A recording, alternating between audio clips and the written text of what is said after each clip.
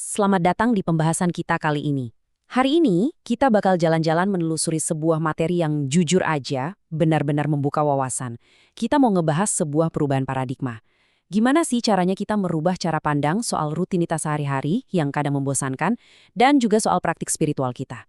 Yuk, siapkan pikiran yang terbuka, karena kita bakal melihat sesuatu yang tadinya terasa biasa aja, menjadi sesuatu yang luar biasa.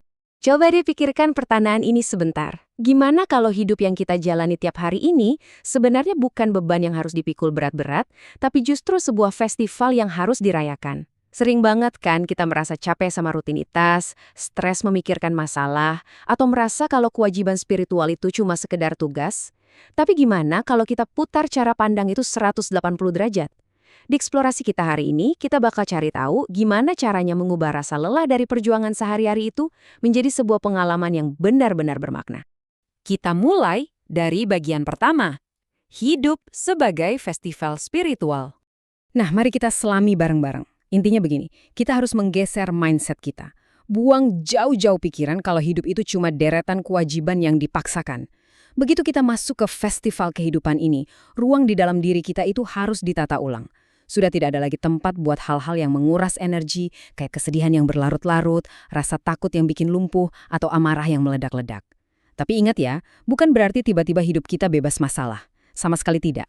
Tantangan itu pasti selalu ada. Yang berubah adalah respons dari dalam diri kita. Dari yang awalnya selalu menolak dan melawan keadaan, berubah menjadi penerimaan dengan dada yang benar-benar lapang. Dan ini membawa kita ke satu konsep yang menurut saya asyik banget. Live Tuhan, atau siaran langsung Tuhan. Coba bayangkan, bahkan pas Anda lagi asyik meeting Zoom, lagi tawar-menawar di pasar, atau cuma lagi santai mau ngobrol, Anda itu sebenarnya sedang ada di dalam pantauan ilahi yang live terus-menerus melewati batas ruang dan waktu. Kesadaran ini secara ajaib menyulap momen yang paling sepele sekalipun menjadi sebuah ruang yang sangat sakral. Kita itu tidak pernah sendirian, kita selalu masuk dalam liputan live dari Yang Maha Kuasa. Nah, untuk membuat konsep spiritual yang tinggi ini jadi gampang dicerna, sumber materi kita memakai analogi yang sangat membumi, yaitu pecel. Iya, bener, makanan pecel. Gini, dimanapun Anda membeli pecel, esensinya ya tetap pecel kan? Tapi bentuknya, racikan bumbunya, piring sajiannya, pasti beda-beda di tiap tempat. Nah, persis kayak begitu juga dengan doa atau ibadah kita. Esensinya itu satu, terhubung sama Yang Maha Kuasa. Tapi pengalaman spiritualnya, kondisi jiwanya, sampai tingkat kesadaran tiap-tiap orang, wah itu unik dan beda-beda banget. Ini membuktikan betapa indahnya keberagaman di dalam satu kesatuan spiritual. Lanjut ke bagian kedua, 3 kunci kedamaian batin. Semuanya ini bermula dari mengaktifkan apa yang disebut sebagai mode surga. Kedengarannya luar biasa ya. Intinya, ini adalah tentang gimana kita mengarahkan batin kita biar selalu tenang di segala situasi, tetap lapang walau sedang dihajar ujian, dan selalu bersyukur apapun kondisinya. Sekali lagi, mode surga ini bukan berarti tiba-tiba hidup bebas rintangan. Itu tidak realistis. Justru, ini adalah soal menerima dengan sadar dan aktif semua peristiwa di hidup kita, sambil meyakini kalau ada makna ilahi yang jauh lebih besar di balik semua kejadian itu. Terus gimana caranya masuk ke mode surga ini? Nah, ada 3 langkah atau kondisi emosional yang jadi kuncinya, yaitu ridho, ikhlas, dan gembira. Ridho itu artinya kita benar-benar sadar menerima apa yang sudah terjadi. Terus ikhlas, yang berarti kita melepaskan ego kita yang biasanya ingin terus mengontrol segala sesuatu. Dan yang terakhir, gembira, mensyukuri dan menyikapi hidup dengan hati yang riang dan terbuka. Kalau ketiga hal ini sudah menyatu, batin kita bakal jadi sangat stabil, ibarat karang yang tidak gampang goyah walaupun dunia di luar lagi heboh. Oke, kita masuk ke bagian ketiga, makna kosong dan isi. Coba berhenti sebentar dan resapi pertanyaan ini. Kita ini sholat atau berdoa sebenarnya karena siapa sih? Coba dipikirkan lagi. Jangan-jangan praktek ibadah kita selama ini cuma sekedar menggugurkan kewajiban agama saja? Ataukah memang itu sebuah panggilan dari lubuk hati yang paling dalam? Pertanyaan ini benar-benar menantang fondasi niat kita kan? Nah, yang bikin materi ini makin menarik adalah perubahan sudut pandangnya.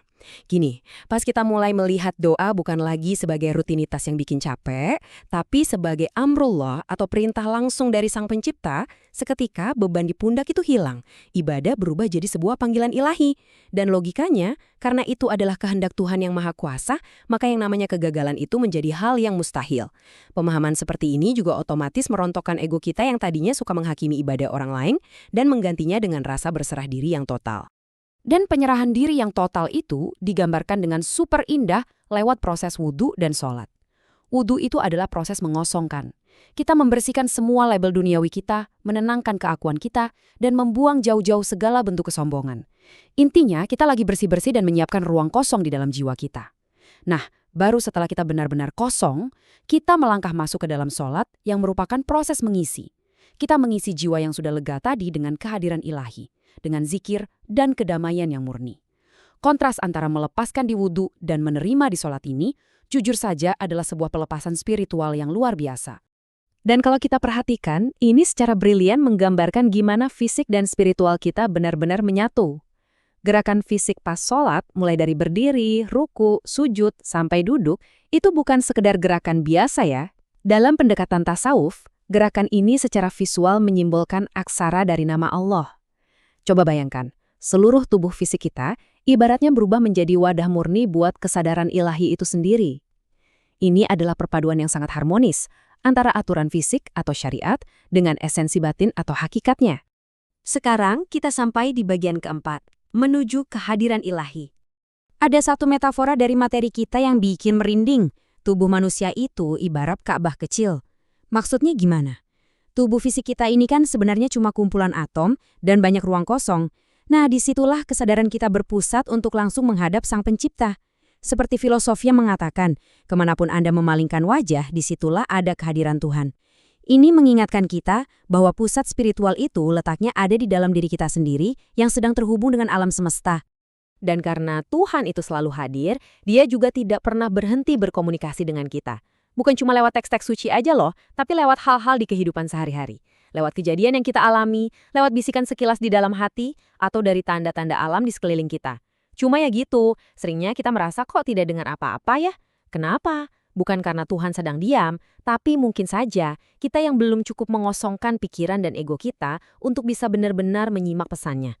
Makanya, sumber kita memberikan satu kerangka kerja pamungkas yang disingkat SHM, sadar, hadir, dan mengalami. Ingat ya, semua pemahaman spiritual yang kita bahas ini tidak akan ada gunanya kalau cuma berhenti jadi teori di kepala. Tidak cukup cuma sekedar paham. Anda itu harus menyadarinya, Anda harus benar-benar hadir di momen itu, dan yang paling penting, Anda harus mengalaminya sendiri di dalam hati. Ini benar-benar sebuah praktek yang harus aktif dilakukan. Sebagai penutup eksplorasi kita kali ini, saya mau meninggalkan satu kalimat paradoks yang menurut saya akan terus terngiang-ngiang. Semakin kita kosong, semakin kita berisi. Coba direnungkan. Semakin kita berani mengosongkan diri dari kesombongan, amarah, dan ego, justru kita bakal makin penuh diisi dengan ketenangan, makna hidup, dan kedekatan dengan Sang Ilahi. Jadi pertanyaannya sekarang, seberapa berani sih Anda untuk mulai mengosongkan beban-beban itu hari ini? Biar hidup Anda ke depannya benar-benar bisa menjadi sebuah festival yang merayakan kehadirannya. Pikirkanlah itu. Sampai jumpa di penelusuran materi kita yang selanjutnya.